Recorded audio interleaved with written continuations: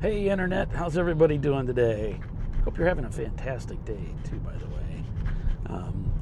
Today I want to talk about this thing called relative drawdown, also called Maxial drawdown. And it's related to something that I experienced recently where I suffered a lot of losses in a row. And didn't really expect that from a trading system that has such a high win rate and a good R to and a good looking equity curve and a good looking profit at the end of the year. I just figured, well, yeah, there's going to be some bumps in the road, but I'm just going to ride those out because I know that this strategy works really well. And I didn't know about this thing called relative drawdown. I didn't know about that. I didn't know what it was. I'd never really heard of it. But I see now it is in my strategy testing results. And I want to talk to you a little bit about today because this is something that could really help you avoid the kind of surprises that I had over the last week or so. So what is relative drawdown and what is it not? Okay. Well, first off, relative drawdown is measured in unrealized profit. So it is not a measurement of closed trades. It's the loss. It's not the profit. It's the loss. There actually is a profit side. There's a profit side and a loss side.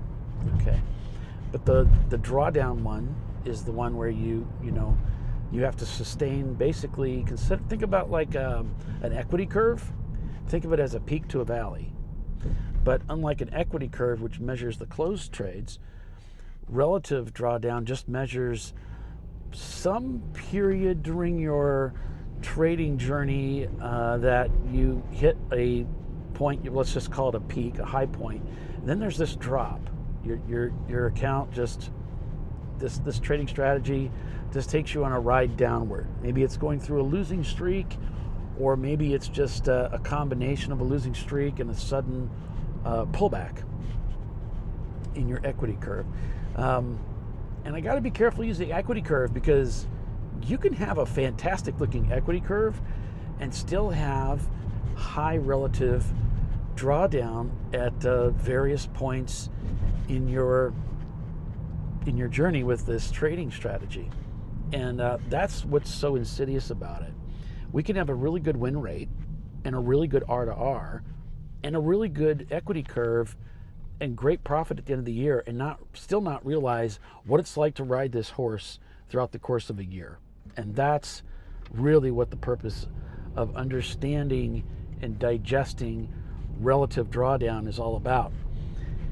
And so I've got a couple strategies. I have essentially one strategy that I trade, but I trade it across multiple pairs, and it's slightly different metrics inside the trading EA for the different pairs because each market's a little bit different, right? When I run the strategy test though, it gives me this relative drawdown number in dollars and percentage. And I noticed I had gone through a period where I was just losing a lot of trades in a row. And I had two pairs that were doing this to me at the same time. And my account just took a big hit. I mean, 17%, that's a lot. Over 17% drawdown in the course of 4 days. That's insane. Why would a trading strategy that has a better than 60% win rate, that has a better than 1-to-1 R to R, that has a pretty clean looking equity curve, cause me that kind of massive drawdown? Well, what's going on here? Is it just, hey, there's no guarantees, and drawdown happens. You're gonna have losses, and they can stack up. They can accumulate. Yes, that's true. There's also a way we can measure it, and it's measured in relative drawdown. And it's measured in this way by unrealized profit, meaning it can draw down and then recover more or less, close the trade, and then your equity curve is preserved. Your equity curve makes it look like it was great. And it doesn't reveal to you the terrible ride you had to go through in some cases in order to get to that equity curve, in order to get to that win rate. So I'm not sure I'm really describing this as perfectly as I could, but there's another problem with relative drawdown, and that is that it only is giving you the worst case. It's just like the consecutive losses. Well, how many consecutive losses did it suffer? Well, three in a row. Okay, that's good, but then our natural assumption is to believe that after 3 losses, it recovered all of that and it just started going north again. That's not necessarily what it's saying. What it's saying, it had 3 in a row. That was the most losses it had consecutively. That's it. So it could have 3 losses, a win, 3 more losses, a win, 3 more losses, a win, 3 more. This could keep going. And all that you're going to see in consecutive is the most losses you had in a row. Relative drawdown does a better job of saying, yeah, well, this was what the ride was really like. You had a significant pullback from a high point in your equity curve to this low point. But one of the caveats with it is that it's only giving you the worst case. So we naturally want to assume that that's just happened one time. No, it could have happened many times. It could have happened 3 or 4 times, maybe more. But this 20% drawdown, let's just say, was just the worst case. Maybe it was 18% one time, 19% another time, and 17%. And this is crazy. It's crazy and efficient. And trading efficiency is the next step in the quality of a trading system, of tuning a system to really treat you good in trading. So what is trading efficiency? The efficiency of the trading system is measured in this relative drawdown. We want to have something that has a good win rate. We want to have something that has a good R to R, right? But we also really need it to have a good maximal drawdown, also known as relative drawdown. We want that percentage, that dollar amount, or at least the percentage, to be low, between 4 to 6%. That's the target we want to aim for. 6 to 8% is warning zone. That's where things start to get a little shaky. And anything over 8% is downright scary. It can smack you around. Think about it. If you were to suffer an 8% loss on your account, because regardless of how much you go in on the position, this is telling you the percentage that your account suffered from a high point to a low point. What if you trade more than one market with your strategy at the same time? You could, in theory, which is what happened to me last week, it's possible that 2 of your trading strategies could stack up and just start losing like mad. And you're waiting for the recovery, and it just seems like it's never going to come. And you have to stop everything and say, wait a minute, what is going on?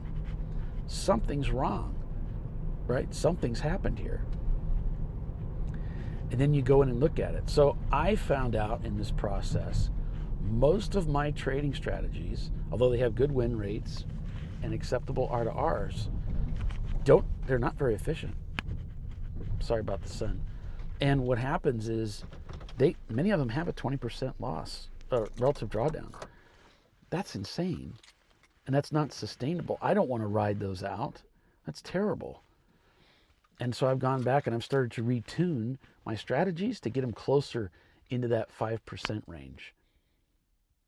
Now, what that does, the effect, you might wonder, how does that affect like your take then? How does that affect the numbers and everything? How do you do that?